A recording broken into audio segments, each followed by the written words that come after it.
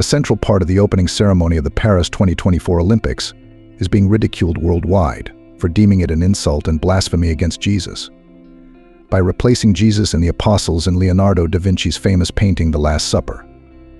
With men dressed in drags, Paris declared to the 2.4 billion Christians on earth at the gates that they were not welcome.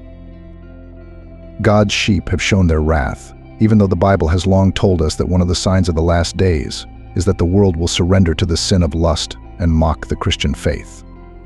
First of all, you must know that in the last days there will be ridiculers who will come, ridicule, and pursue their evil desires, 2 Peter 3:3. And today his mockers have appeared under the guise of one of the most awaited sports Olympics on the planet. What could be worse when they put a pale horse, just like in the book of Revelation, literally the horse of death in the book of Revelation, on the Seine River. Revelation 6:8. If this is your first time watching our video, don't forget to like, subscribe to the channel, and turn on the notification bell so you don't miss any Bible-related content. In the name of the Father, and of the Son, and of the Spirit, I pray that you receive many blessings from God. Amen. Let's get started. During a 4-hour show under pouring rain featuring Lady Gaga, Celine Dion, and the bizarre disguised singers as the beheaded Marie Antoinette, a painting, or rather a parody of Leonardo da Vinci's Glass Party, was recreated on the runway with a woman playing the role Christ, surrounded by a group of disgustingly glamorous drag queens. Da Vinci's painting depicts the moment Jesus Christ declared that an apostle would betray him, known as one of the most admired, studied, and reproduced works of art the world has ever known.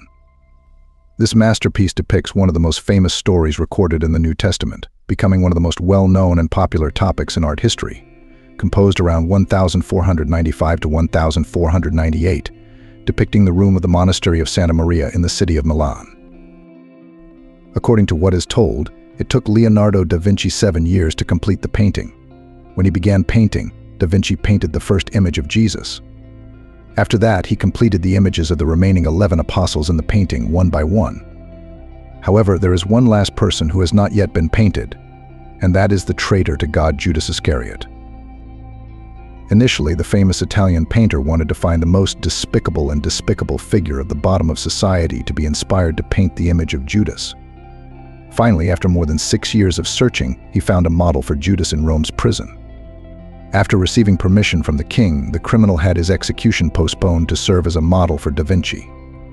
After 6 months of painting Judas, the painting was finally completed and the death row inmate was executed. At this point, he cried and rushed to Da Vinci to ask if he remembered him.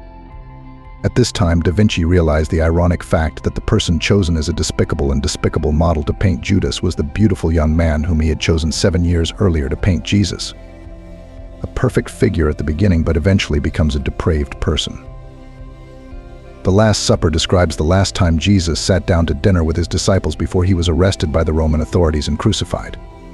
It is Da Vinci's visual interpretation of an event recorded in the Bible. However, unlike the paintings of Jesus' last meal that other artists show, Leonardo's painting depicts a more stoic scene. He wanted to capture exactly the moment after Jesus told his disciples that one of them would betray him. Judas, one of Jesus' disciples, denounced his teacher to the Roman authorities in exchange for 30 silver bars. It is not difficult to recognize that the painting depicted the successive reactions of the apostles' rage, anger, terror, and shock. The 12 disciples sat at the table, each with a different expression, expressing different attitudes to Jesus' words. There were 3 people in the painting whispering to each other. 3 of them were angry, 1 was suspicious, and the other was surprised. There were 2 people who showed their emotions again, and 1 sat upright to show his loyalty. Only 1 disciple was reproduced with a pale face, his back slightly tilted back, and his hands clenched in his pocket that was the traitor of Judas. In addition, in the painting, Leonardo da Vinci also noted that the detail of God's right hand is reaching for one bread, and the left hand is also pointing to another bread. This is mentioned in the Bible because Jesus prophesied that the betrayer of God would take the bread at the same time as him. In the painting, when God takes the bread, Judas also reaches out to take the bread, and at the same time it is the bread that Jesus' right hand is reaching for. Thus, it coincides with the fact that Judas was the one who betrayed the fulfillment of God's previous prophecy. In the painting, for example, Philip, who is sitting at the left of Jesus, points to him and says, "Lord, it must not be me." Jesus replied that the disciple who put his hand in the bowl was a traitor. At the same time, Jesus and Judas seem to reach for the plate on the table, making him a traitor. Communion is a fundamental aspect of the liturgy of a modern Catholic Church. According to Da Vinci's interpretation, the painting depicts the moments just before the birth of the Eucharist. Jesus is seen pointing toward a piece of bread and a glass of wine, suggesting the establishment of the rite of communion, and giving clear instructions on how to eat bread and drink wine in the future. If we look closely, we can see that behind Judas is a dark space, while behind God is the image of a window full of light. The rays of light shining on Jesus' face made him look gentle, calm, and resolute. This contrast is an expression of Da Vinci's hatred for evil forces, as well as his admiration for the righteous. A discovery of documents dating back to the time Leonardo da Vinci painted the fresco in 1800 has revealed the identities of the people in the painting. The identities of these 12 disciples include John, Peter, Judas, Andrew, James the Minor, Bartholomew, Thomas, James the Great, Philip, Matthew, Thaddeus, and Simon. In the painting of the 12 apostles, Jesus sits in the middle, his apostles sitting in groups of 4 representing 4 types of people at the table. First, there is the fear group, which consists of Bartholomew, little James, and Andrew. These 3 people sit on the far left side of the fresco, that is, on the right hand of the Lord. All 3 of them showed an extremely frightened expression. The second is the controversial group of people, including Judas, Peter, John. Peter showed uncontrollable anger, held a knife in his hand, and spoke to John. John, on the other hand, seemed to be in such a shock that he almost fainted. Judas showed fear when he heard the prophecy from the Lord, clutching a bag of money in his hand. Next is the suspect group, which includes Thomas, Big James, and Philip. Thomas looked very sad, his face clearly showing disbelief, and James looked unbelievably surprised, his arms outstretched. Philip, meanwhile, seemed to want to ask God for an explanation to show his loyalty. The last group of people is the debate group, which includes Matthew, Thaddeus, and Simon. This is a group of 3 people sitting at the end of the row of tables, in the right corner of the painting. It seems that the 3 people in this group are arguing together about who is the traitor Jesus is talking about. Some scholars also debate the meaning of the barrel of salt poured near Judas' supposed elbow. The spilled salt can symbolize religion loss. The salt poured in front of Judas is also seen as a symbol of his betrayal of God. In addition, it can be seen as a sign of bad luck when Judas is the one chosen to betray God.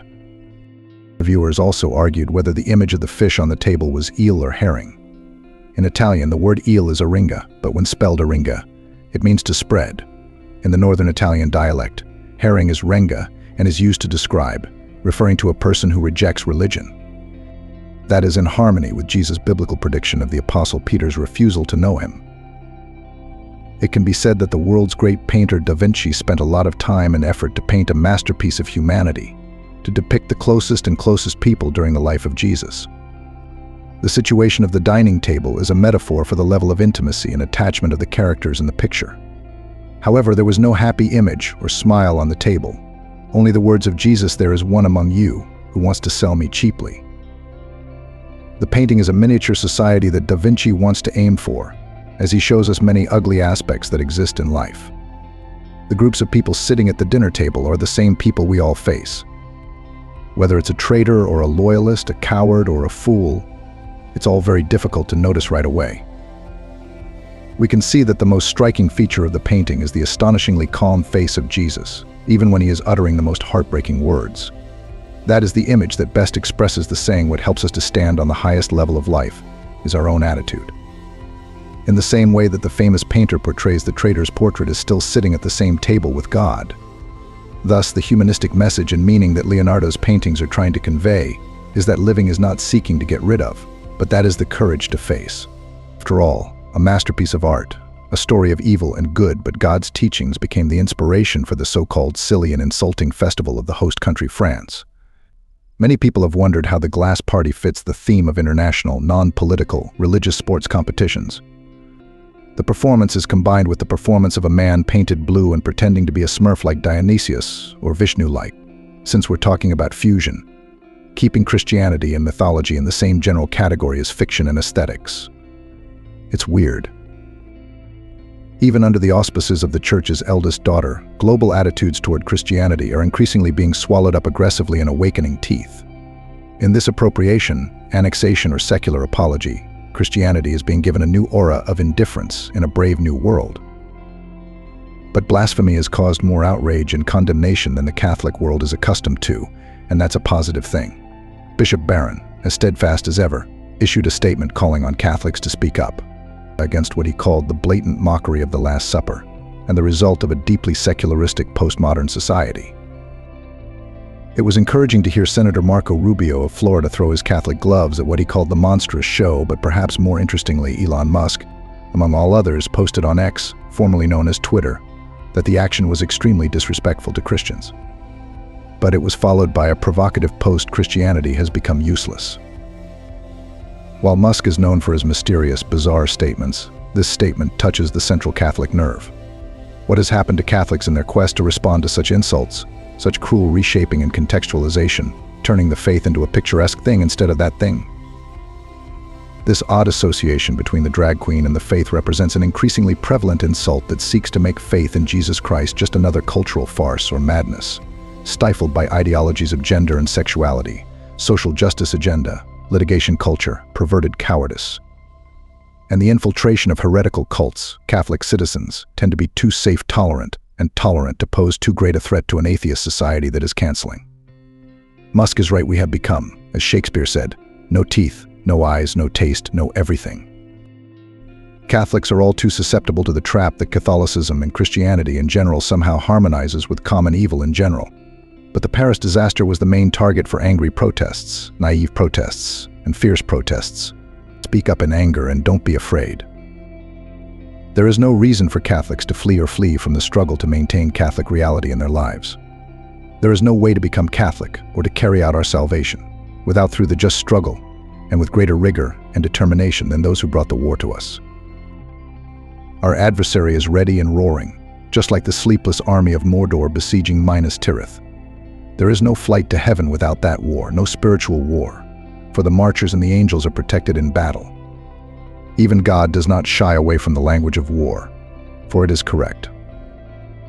When the aggressive Turkish fleet appeared in Patras Bay at dawn on October 7th, 1571, the experienced Admiral Gian-Andrea Doria went to the young general, Don Juan of Austria, and informed him that there was still time to retreat to the invincible enemy.